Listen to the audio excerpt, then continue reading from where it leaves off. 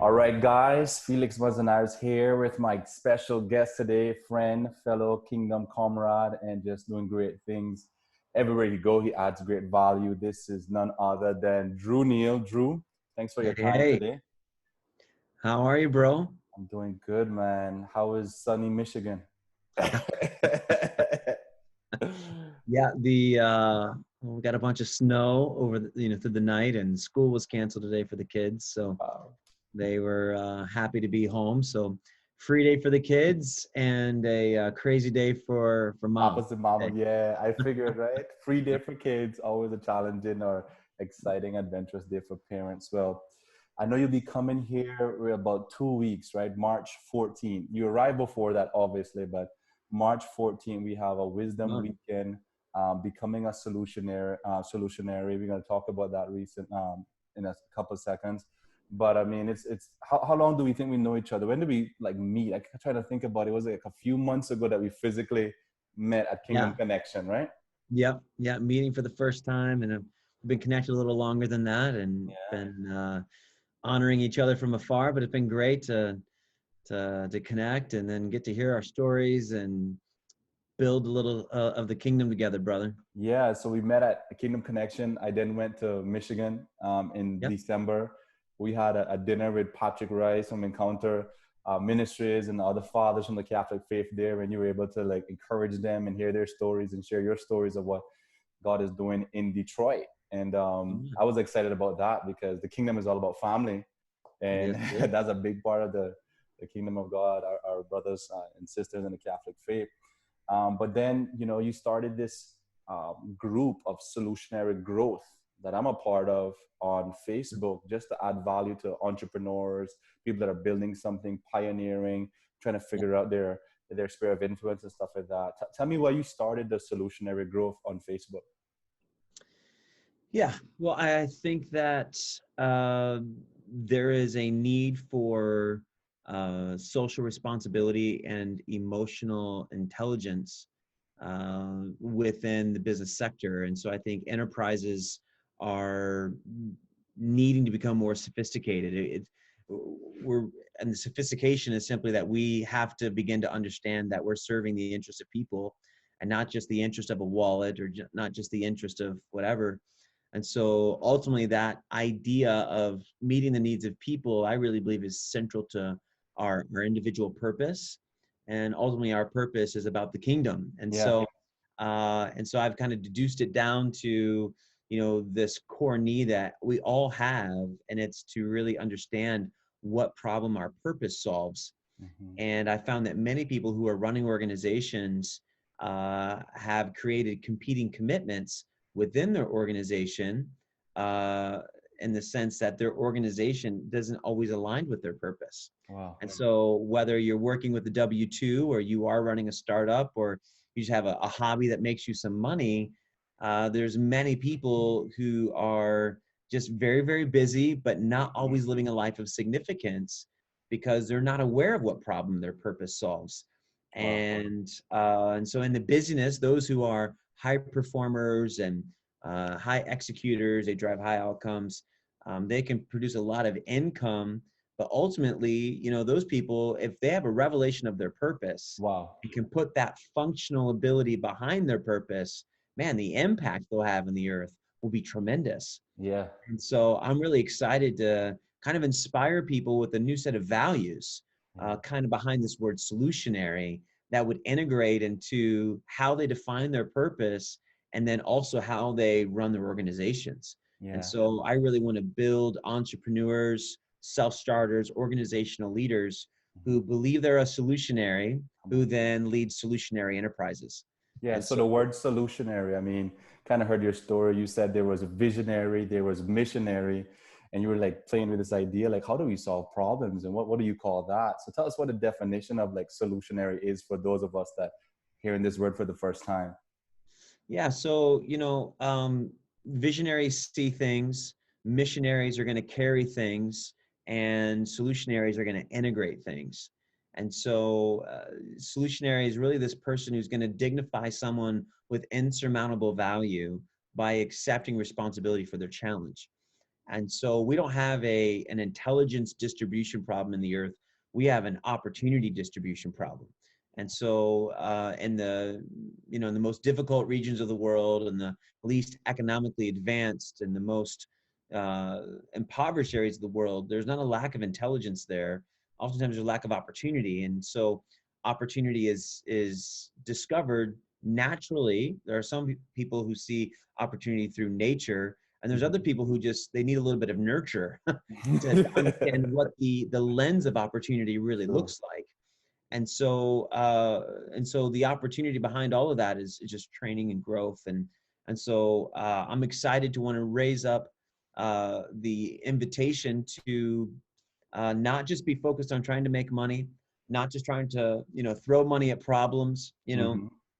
I have another, kind of subsidiary of Solutionary called Solutionary Wealth, Hmm. where we're training people on how to bring purpose to abundance. Come on. And because there's lots of people who these are these, high performers, high abundant creators who have their abundance and now they've arrived at abundance Hmm. and but don't have a life of significance because they don't know how to mobilize their purpose with their abundance, right?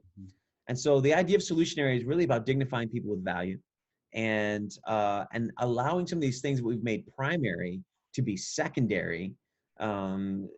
Abundance is a tool. It's a mindset, but it's also a tool once you gain it and acquire it to Hmm. do it.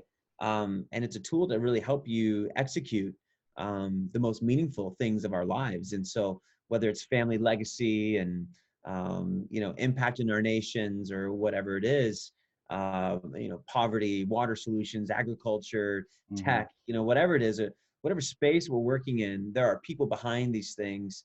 And when we know what problem our purpose solves, Come on. we're able to bring value to these people, worth to these people, because we're giving of who we are to see them be able to advance. So, Yeah, and you're talking about people and people groups, and you do quite a lot of work with partnering in the DR, I think, and Haiti is another mhm. place that you guys visit, and your church supports ministers there. You've been supporting ministers there, coming alongside leaders. And I was watching one of your messages like a few years back, and you were talking about how sometimes when we have hurricane relief or disaster relief, for example, we supporting, like when you say we, talking about America or different nations, and we just throw the resources at them. He says sometimes that doesn't help the economy. Sometimes that doesn't help the individual. Explain that. I think you use an example about a family that was manufacturing something, and when these resources came in, talk about that for a second. Yeah, well, I think, you know, accepting responsibility for a problem is way different than just trying to, um, whatever, give. Uh, there's lots of people in America. Let's just talk about Americans Mm-hmm. specifically. That'll help me. Americans are very generous and they're very willing, but they're not always informed about the multidimensional things that are playing out in other countries. And so, as an American, one of the things I wanted to grow, and I've worked in 18 nations around the world, and one of the things I've grown in was my need to understand and be willing to celebrate and honor the differences of other countries from America and understand how to make sure that if I'm going to help, that my helping isn't hurting, it actually is pushing forward who they are, who they want to become, and the things that are important to their national identity. And so, for example, you know, in Haiti, there was the devastating earthquakes in 2010, and big humanitarian effort was put together by many nations around the world and Yeah. huge nonprofits, right? And so uh, one of the ways that you can really crush an economy is when you elevate distribution over generation. All right. And so we need to generate goods, but we also need to distribute goods. So this is, supply and demand is always playing out in those two arenas. One of the difficulties in the humanitarian space, the do good, Yeah. space, is that we show up with our good intentions, but oftentimes we destabilize economies because it's hyper distributions of goods and services that have no cost. So in Haiti, there was an example of a soap manufacturer that was there that was employing 25 families after the earthquake. There was an increase of soap that was needed Mm-hmm. because you've got just a lot of devastation, a lot of crisis, a lot of people needing to be, in sanitary situations in their recovery. And so, but humanitarian aid showed up, Mm-hmm. USAID, and handed out over 1 million pieces of soap for free. Wow. And it actually put this soap manufacturer out of business in Wow. Haiti. And so we had 25 families who were being provided for, their spouses and their children, right? Or their grandchildren. Yeah. I mean, you're looking at impacting somewhere around, most likely somewhere around 150 people, are no longer, or at a minimum 150 people, probably quite a bit more, Yeah. um, are being impacted over generosity. Yeah. And by impacted, I mean they're now hungry. Yeah. They're not working, they're not employed. And so we really need to have this, we need to have a conversation on what does sustainable impact really look like? What does responsible impact really look like? So it wasn't responsible to hyper distribute 1 million pieces of soap into Haiti. Was it okay for soap to come? Yeah, soap can come, Yeah. soap can be donated, but there needs to be unity on how to distribute those things so that we don't flood economies and those situations and eliminate the local economy. So Yeah. I really believe that's a solutionary is going to be Yes. someone who's willing to do the work to be informed through the gift of wisdom, right? This Mm-hmm. is how, Mm-hmm. how to integrate generosity is really needed in the earth right now in the humanitarian space. And so there's a need for us to understand that our generosity does impact governments, it impacts economies. We don't need handouts, we need hand ups. So how do we love people well, responsibly, while we're also being generous and really mixing in the tension of crisis and prevention and some of those, some of those things. So Yeah. Well, it, that good. It sounds like we were going into the conversation, which I wanted to kind of close out some of my questions with you is, was this always Drew Neal's mindset? This solutionary, this man of wisdom, champion, was it always like this, or did things shift recently in your life? Well, I mean, there's definitely been, obviously, we're all growing, right? So there's Mm-hmm. been an increase in the measure along the way. But yeah, the substance of it has been there. Mm-hmm. I was raised by tremendous parents who were very mindful of others. And, they would just give you the shirt off their back. And we didn't, we weren't very abundant when it came to money. Mm-hmm. We had abundance in other areas. But it's not like we had a lot of shirts to give away, if you know what I mean. I get what you're But saying. we were willing to give the shirt that we had. And, we had just so many people, different missionaries and families and people groups who would just come and live with us who were in transition and trying to get established in America and different things. And it really helped groom me as a child to understand that there was a different way to live. There were different cultures who thought different ways and spoke different languages. And, I think we had 3 different dominant language groups were represented Wow. in our household at different times. Wow. And so that just really kind of created a value for the nations of the earth, and to realize that um, there was beauty in how people were discovering God uniquely in their nation. And it was different than how I had experienced God in my nation. Mm-hmm. And so there was a real intrigue that was developed as a child to want to know, man, like in you, Felix, you were fearfully and wonderfully made in the image of God. Mm-hmm. And yet you express that differently with your people there than how I expressed my unique identity with the Lord here. Yes. And so that means I have something to learn from you Mm. about God, because we're both made in his image, and yet we're both different. Yeah. So we're And complementing, not competing. well, 100%. It's actually the body. Yes. Yes. I'm a thumb and you're a finger, Yeah. or whatever. I'm an eyeball and you're a mouth. And so Yeah. in our diversity, we need to understand that we have there's greater context to who we are individually when True. we see ourselves in the context of the whole. And so it's powerful. The mouth may not enjoy the food if it doesn't smell it first, Mm. you know And man, when I can smell that food, my mouth starts to Get ready. salivate, you know? Come on.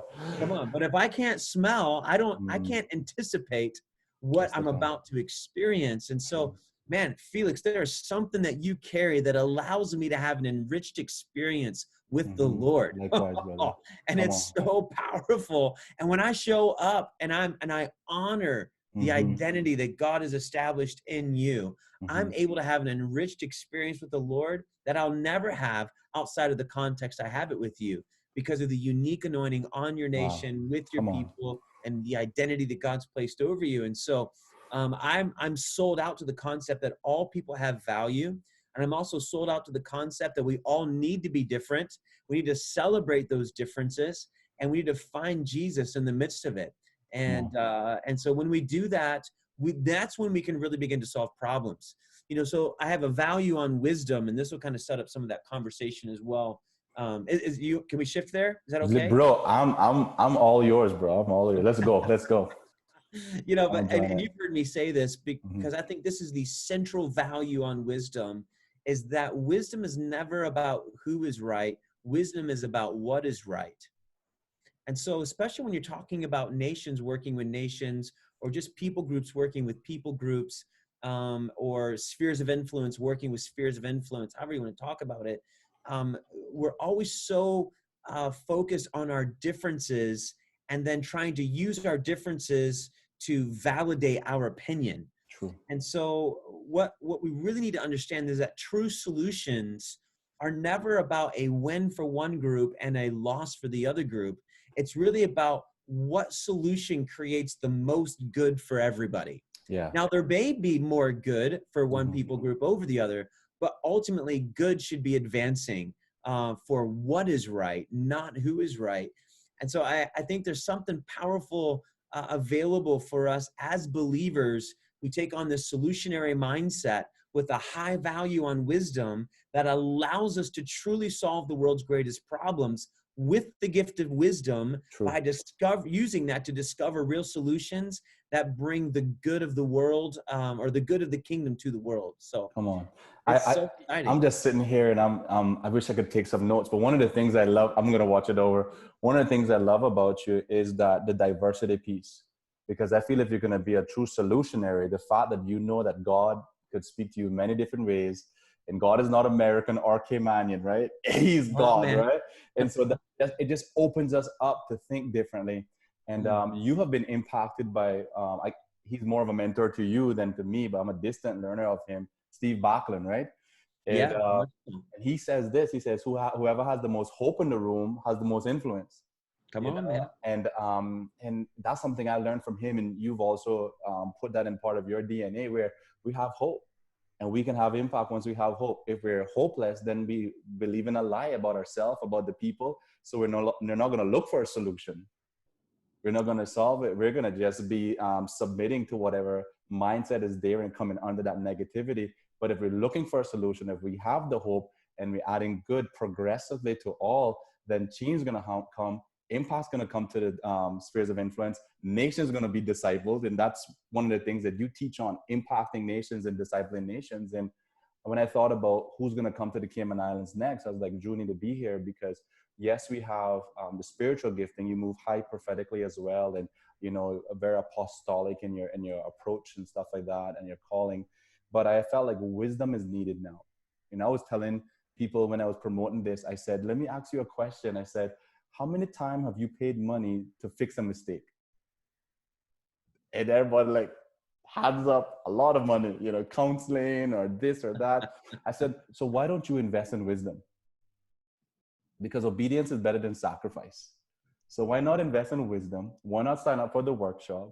Why not hear from a man of God who carries wisdom at a higher level in the things of God, and pulling out the treasure that's within the individual to help them solve the problems that they face on a macro or micro level, and sign up. And so I felt like for my church, primarily for my church, for our core team, for the spheres of influence that my wife and I have, and the different people that we impact, like there's wisdom is what's needed.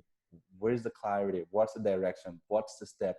What's the strategy? How can I progressively do good in this area that's been challenging because new territory comes with new challenges.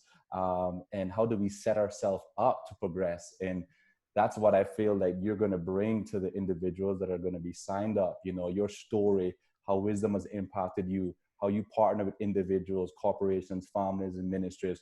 What are you pursuing in your own church, Gen 1 in Troy, Michigan?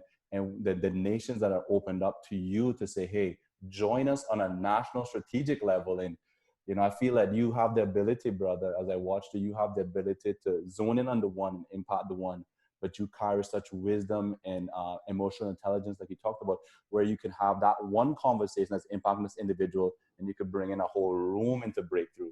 And Mm. I've seen it time and time again. And so I'm excited for you, and I'm excited that your wife is going to be with you as well. Come on, man. Yeah, Mel. Tell me about Mel, because I'm learning a little bit about her through her Facebook stories and stuff like that. Tell me about how long you guys been married and stuff like that.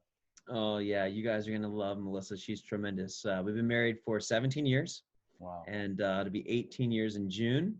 And she's pregnant right now, and with number 5. Wow. For us, Congrats. it's so fun. Yeah, we've got 4 little boys, so they're age 12, 10, 7, and 1. Yes. So we've got a couple of birthdays about to happen that'll make all the new those are all Good the new age numbers. that are about to happen. They're all kind of stacked in. And so, but Melissa, man, she is just super authentic. She is who she says she is. My wife is, she really helped me learn how to love. Wow. Part of my story is, just kind of being raised in kind of typical religious expectations and rite and ritual and business as usual, and maybe a little heavy on the judgment. I always say, hi, my name's Drew. I'm a recovering Pharisee. And it's been a few days since my last judgment, things like that.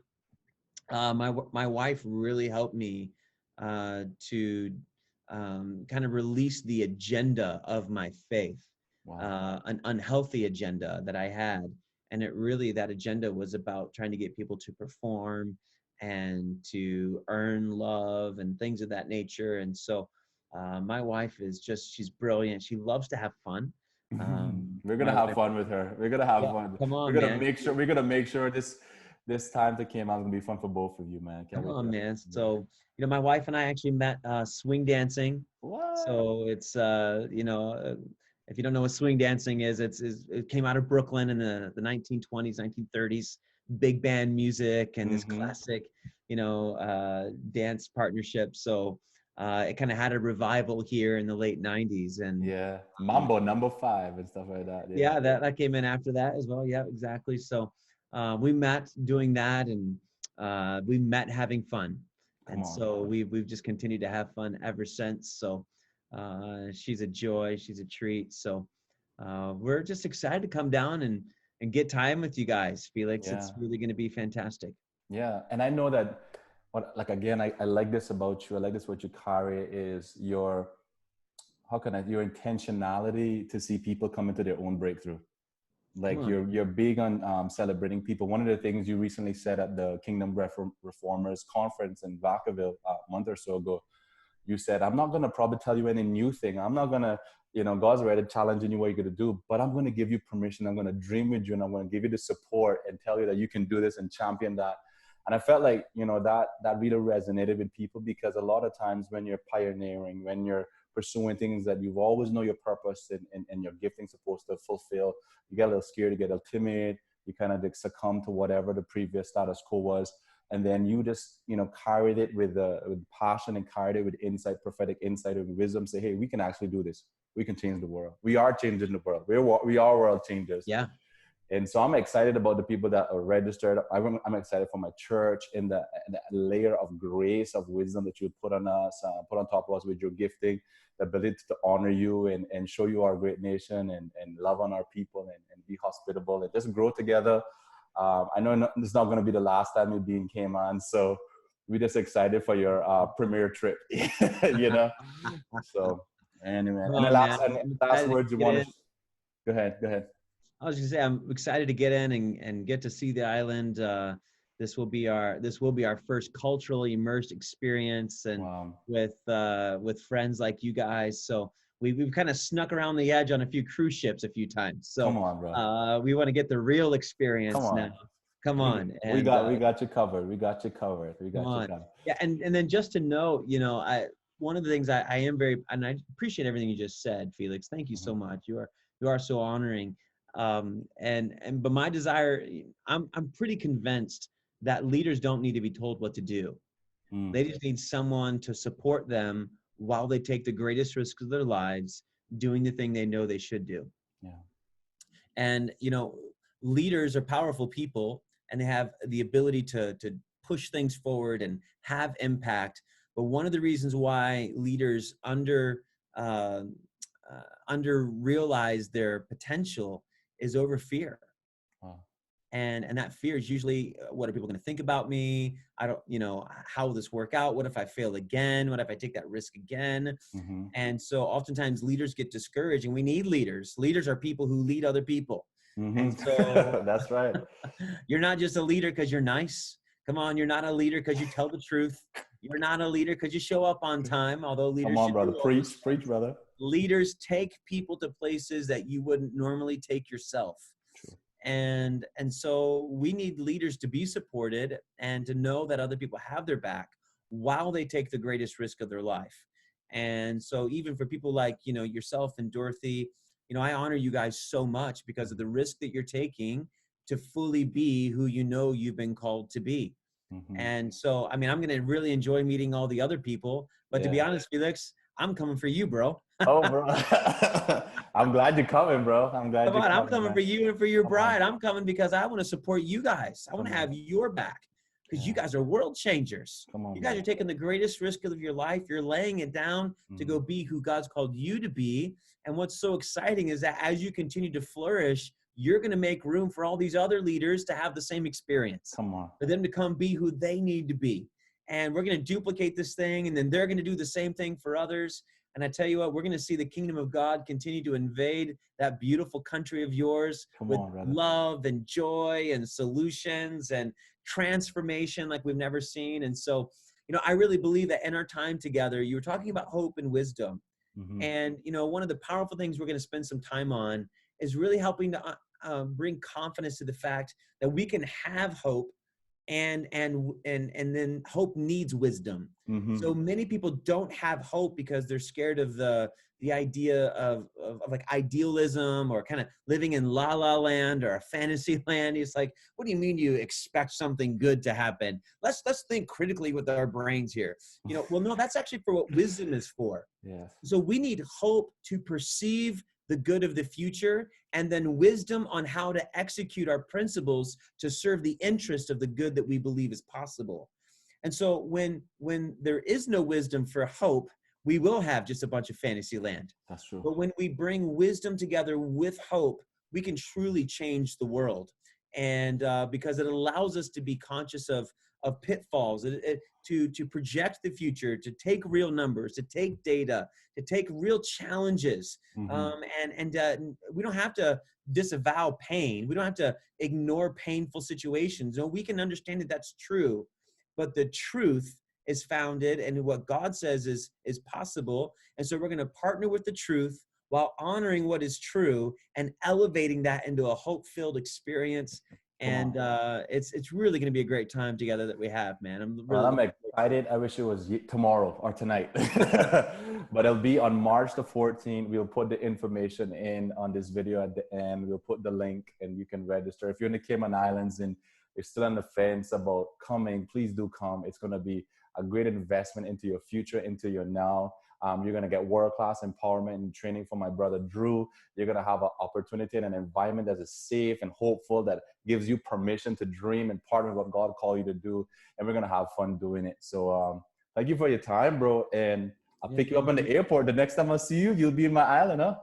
Bro, it's going to be so fun, so good. Really looking forward to it. And I'm just honored to come and serve. And, I'll just say one last thing to the attendees is that I probably won't tell you anything you don't already know, but I'll probably rearrange things that you're familiar with in a way to let you see what's possible in a way like you've never seen before. Come on. And I'm really excited because leaders are brilliant. Felix, you're brilliant. The nation is brilliant. You know, we're all brilliant ultimately if we give ourselves to do the rights that we're due. But oftentimes we can get stuck because of a narrow perspective of just seeing what's in front of us. And so my real goal is to like just help pull some things back so that we can see the forest and not just be focused on the tree. And ultimately we're going to see some people discover Come what on. problem their purpose solves so they can go be a solutionary. So man, we're honored to come. We're excited. You know, just bring a friend. You know, bring Yes. someone who's intentional about wanting to be a person of impact. If you want to be a person of impact, you need to be at this training and this time together. You're going to be surrounded by world changers. You're going to be surrounded by growth mindset oriented people. And I tell you what, you cannot lose when you get in the room with quality people. That's what this is going to be. And it's going to be a great experience together. So All right, brothers. See you there, March 14th, guys. Thanks. come on.